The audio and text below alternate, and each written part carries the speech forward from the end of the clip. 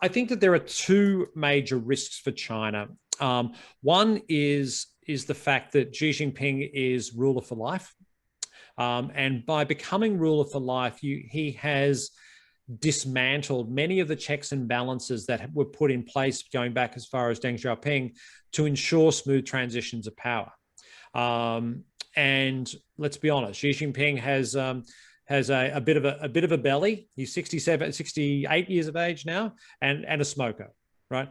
Not a good thing for someone who you want to be ruler for life. And the concern is that if he dies in office, and frankly, the comparisons to Putin, I think, are very real, even though there are more checks and balances in China than there are in Russia. If Xi is to die in office, then you do have a power vacuum in a society that historically has had more violent transitions of power than passive and smooth transitions of power. It's something we need to be concerned about. It's an unhedgeable risk, but it's something we need to worry about. And secondly is demographics. So when Rajeev and I are in our 80s and we're writing the book on the definitive work on the history of China, we're going to turn around and one of the chapters will be that the one-child policy was an absolute disaster. And what you have in China is a very accelerating demographic cliff that is coming. And this is not like a Japanese demographic cliff where it's just that the country got old.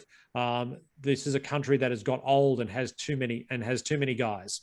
The demographic mix between men and women is skewed very heavily and looks remarkably similar to places that have had revolutions in the past.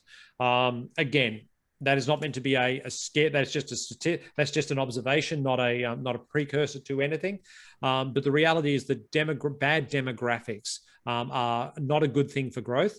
And if you're a one-party state that relies on its credibility of being able to provide speedy economic growth for denying its populace the right to vote, slowing growth because of bad demographics is an awful combination.